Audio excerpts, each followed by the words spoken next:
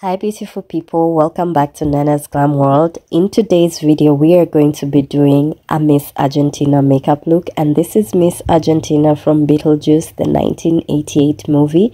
Beetlejuice was my favorite, one of my favorite cartoon shows when I was growing up.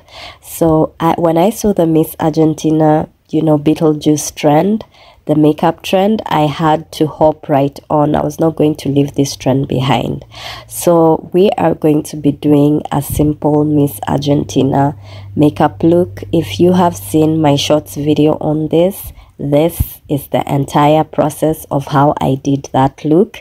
So stay tuned. I'm gonna be putting on some soothing music for you guys so that you can watch the video to the end and enjoy the video too. So make sure that you watch the entire process of how I achieved this Miss Argentina Beetlejuice makeup look. Enjoy, stay tuned, and don't forget to like, comment and subscribe. Share with your friends, share on your social media platforms if you enjoyed this video, and make sure that you watch other similar videos that I did for this Halloween series this year.